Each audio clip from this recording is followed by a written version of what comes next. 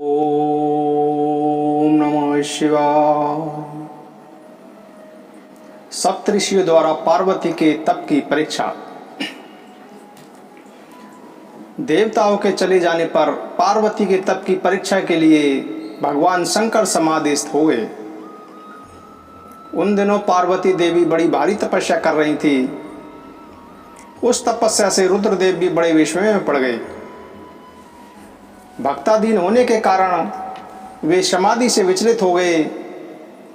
सृष्टिकर्ता हर ने वशिष्ठ आदि सप्तऋषियों का स्मरण किया। उनके स्मरण करते ही वे सातों ऋषि वहां शीघ्र ही आ पहुंचे। भगवान शिव ने प्रसन्नता पूर्वक कहा, गिरिराज कुमारी देवी ऋषि पार्वती इस समय गौरी शिखर नामक पर्वत पर तपस्या कर रही हैं। मुझे पति रूप में प्राप्त करना ही उनका तपस्या का उद्देश्य है। मुनीश्वरों, तुम लोग मेरी आज्ञा से वहां जाओ और उनकी दृढ़ता की परीक्षा करो। भगवान शंकर की यह आज्ञा पाकर वे सातों ऋषि तुरंत ही उस स्थान पर जा पहुंचे जहां पार्वती तपस्या कर रही थी। सप्तऋषियों द्वारा तपस्या का कारण पूछने पर पार्वती ने संकोच पूर्वक बताया कि वे भगवान सदाशिव को पति रूप में चाहती हैं। नारद जी के आज्ञा अनुसार वे उन्हें प्राप्त करने के लिए कठोर तप कर रहे हैं। नारद जी का नाम सुनकर वे सप्तऋषि छल पूर्वक मिथ्या वचन कहने लगे। पहले उन्होंने नारद जी की निंदा की और कई प्रकार के उदाहरण देकर कहा कि नारद ने तो आज तक किसी का घर नहीं बसाया, वह तो घर फोड़ने वाला है। इसके अनंतर भगवान शिव के अमंगल वेश आदि का वर्णन करते हुए पार्वती को उनसे विरत करने का प्रयास किया और विष्णु की प्रशंसा करते हुए उनसे विवाह करने का प्रस्ताव रखा, परंतु पार्वती ने इसे स्वीकार नहीं किया। शिव की महिमा का वर्णन करते हुए वे बोली, शिव परम ब्रह्म एवं विकार रहित हैं। वे भक्तों के लिए ही शरीर धारण करते हैं। वे सदा से प्रभु निर्गुण माया रहित एवं विराट हैं। हे ब्राह्मणों, यदि शंकर मेरे साथ विवाह नहीं करेंगे तो मैं सर्वदा अविवाहित ही रहूंगी। यह कहकर और उन मुनियों को प्रणाम करके वे पार्वती मौन हो गई। तदंतर ऋषियों ने भी पार्वती का दृढ़ निश्चय जानकर उनकी जय जयकार की और उनमें उत्तम आशीर्वाद प्रदान किया। इसके अनंतर वे ऋषिगण शिवलोक पहुंचकर भगवान सदाशिव को संपूर्ण वृत्तांत निवेदन कर अपने अपने लोक को चले गए। उन सप्तऋषियों के चले जाने पर प्रभु शिव ने स्वयं पार्वती के तप की परीक्षा लेने की इच्छा की। वे एक बूढ़े ब्राह्मण ब्रह्मचारी का वेश धारण कर तपस्या में रत भगवती पार्वती के पास पहुंचे। उन्होंने पार्वती से पूछा, तुम कौन हो और किसकी कन्या हो? इस निर्जन वन में रहकर इतनी तपस्या क्यों कर रही हो? पार्वती ने अपना परिचय देते हुए ब्रह्मचारी को अपना पूर्ण वृत्तांत सुनाया तथा कहा कि बहुत समय तक कठोर तपस्या करने के बाद भी मुझे मेरे प्राण वल्लभ सदाशिव प्राप्त नहीं हुए। इस कारण अब मैं अग्नि में प्रवेश करूंगी। इस प्रकार कहकर पार्वती जी ब्रह्मचारी द्वारा निषेध करने पर भी अग्नि में प्रवेश कर गईं, परंतु उसी समय अग्नि चंदन के समान शीतल हो गई। ब्रह्मचारी ने पार्वती से फिर पूछा, तुम अपनी तपस्या का कारण सत्य सत्य बताओ। पार्वती ने कहा, मैंने मन वचन और कर्म से शंकर जी को ही पति भाव से वर्ण किया है। मन की उत्सुकतावश मैं यह कठोर तप कर रही हूं। उस ब्राह्मण ब्रह्मचारी ने पार्वती की बात सुनकर भगवान शंकर की घोर निंदा करनी प्रारंभ कर दी। शंकर को अवगुणों की खान सिद्ध करने का प्रयास करते हुए पार्वती को उनसे विरत होने का बार बार परामर्श दिया। उस ब्राह्मण के इस प्रकार के वचन सुनकर पार्वती कुपित मन से शिवनंदक ब्राह्मण से बोली, आप ब्रह्मचारी का रूप धारण कर मुझे छलना चाहते हैं, इसीलिए कुतर्क से भरी हुई बातें मुझसे कह रहे हैं।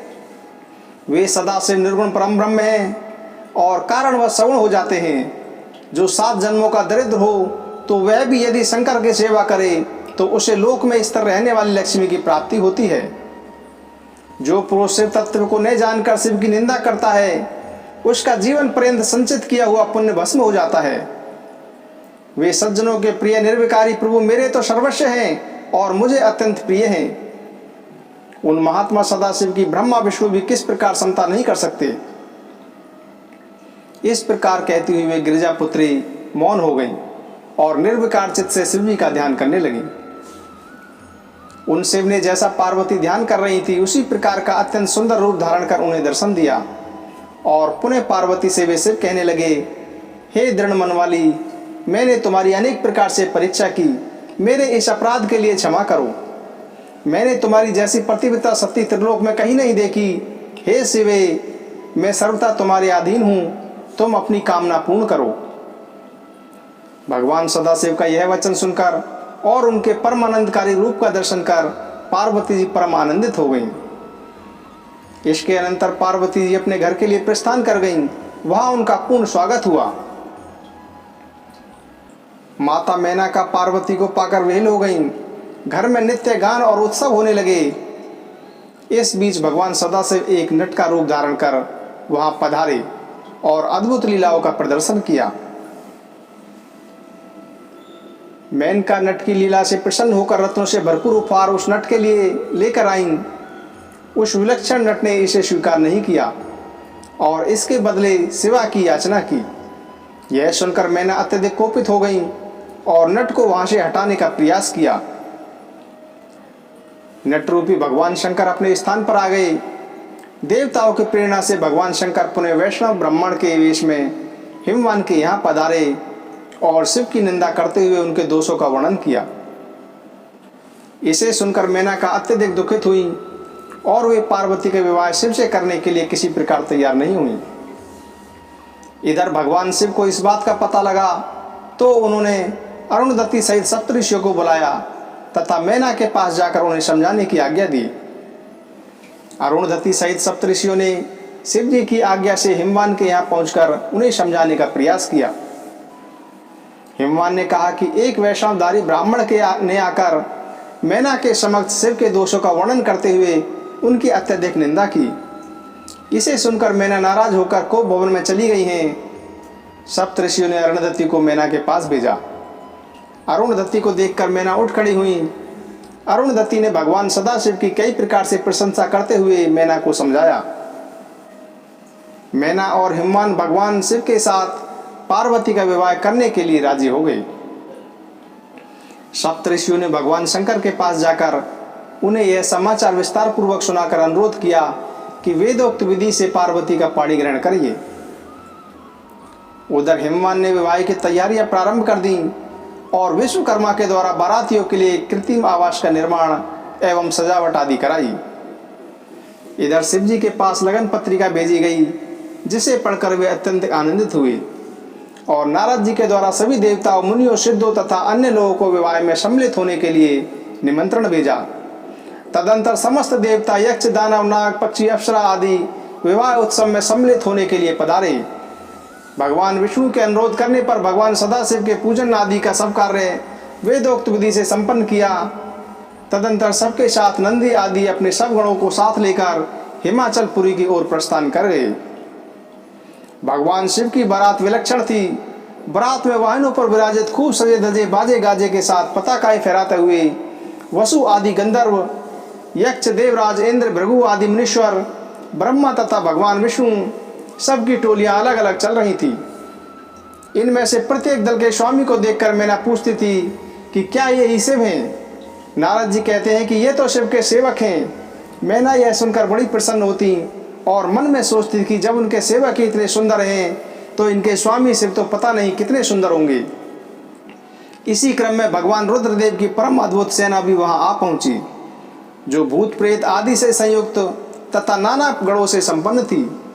इनमें किन्हीं के मुंह टेढ़े थे तो कोई अत्यंत क्रूप दिखाई देते थे, कोई बड़े विकराल थे, कोई लंगड़े थे तो कोई अंधे थे। गणों में से कितनों के तो मुंह ही नहीं थे और बहुत सौ के बहुतेरे मुख थे। इस तरह सभी गण नाना प्रकार की वेशभूषा धारण किए हुए थे। उन असंख्य भूत प्रेत आदि गणों को देखकर मैंने तत्काल भय से व्याकुल हो गई। उन्हीं के बीच में भगवान शंकर भी थे। वे वृषभ पर सवार थे। उनके 5 मुख थे, प्रत्येक मुख में 3-3 नेत्र थे और सारे अंगों में विभूति लगी हुई थी। मस्तक पर जटाजूट और चंद्रमा का मुकुट, आंखें भयानक और आकृति विकराल थी। यह कैसा विकट दृश्य है। मैं दुराग्रह में फंसकर मारी गई। इस प्रकार कहकर मैना उसी क्षण मूर्छित हो गई। थोड़ी देर में चेत होने पर वे क्षुब्ध होकर अत्यंत विलाप एवं तिरस्कार करने लगी। उसी समय भगवान विष्णु भी वहां पधारे और उन्होंने अनेक प्रकार से मैना को समझाते हुए शिव के महत्व का वर्णन किया। मैना ने शिव के महत्व को स्वीकार करते हुए श्री हरि से कहा, यदि भगवान शिव सुंदर शरीर धारण कर ले तो मैं उन्हें अपनी पुत्री दे सकती हूँ। ब्रह्मा जी ने नारद से कहा कि उसी समय तुमने भगवान विष्णु की प्रेरणा से भगवान शंकर के पास जाकर उन्हें स्तोत्रों द्वारा प्रसन्न किया। तुम्हारी बात सुनकर शंभु ने प्रसन्नता पूर्वक अद्भुत उत्तम एवं दिव्य रूप धारण किया। भगवान शंभु का वह स्वरूप कामदेव से भी अधिक सुंदर और लावण्य का परम आश्रय था। उस स्वरूप का दर्शन कर शैलराज की पत्नी मैना आश्चर्यचकित हो गई। वहां उपस्थित सभी पुरनवासी भगवान शंकर का वह मनोहर रूप देखकर सम्मोहित हो गई।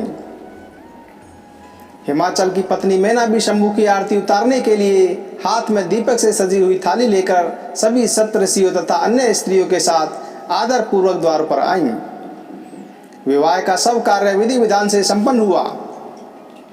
सप्त ऋषियों के आग्रह करने पर मैना पार्वती को विदा करने के लिए उद्युत हुई। उन्होंने विधि पूर्वक वैदिक एवं लौकिक कुलाचार का पालन करते हुए राजोचित श्रृंगार कर पार्वती को विभूषित किया। तत्पश्चात मैना के मनोभावों को जानकर एक सती साध्वी ब्राह्मण पत्नी ने गिरिजा को उत्तम पवित्र व्रत की शिक्षा प्रदान की। ब्राह्मण पत्नी बोली, गिरिजा किशोरी, संसार में पतिव्रता नारी ही धन्य है। पतिव्रता सब लोगों को पवित्र करने वाली और समस्त पाप राशियों को नष्ट कर देने वाली है। श्रुतियों और स्मृतियों में पतिव्रत धर्म को महान बताया गया है। इसको जैसा श्रेष्ठ बताया जाता है वैसा दूसरा धर्म नहीं है। पतिव्रत धर्म की शिक्षा यहाँ विस्तार से दी गई है। इसके अनंतर भगवती शिवा को विदाई का मार्मिक वर्णन हुआ। शिवा ने समस्त गुरुजनों को, माता पिता को, पुरोहित और ब्राह्मणों को, भौजाइयों और दूसरी स्त्रियों को प्रणाम करके यात्रा प्रारंभ की। सबने शिवा को आशीर्वाद प्रदान किया। ब्रह्मा जी कहते हैं कि हे तात, इस प्रकार मैंने परम मंगलमय शिव विवाह का वर्णन किया। यह शोकनाशक, आनंददायक तथा धन और आयु की वृद्धि करने वाला है। इस प्रकार रुद्र संहिता का पार्वती खंड पूर्ण हुआ। ओम नमः शिवाय। ओम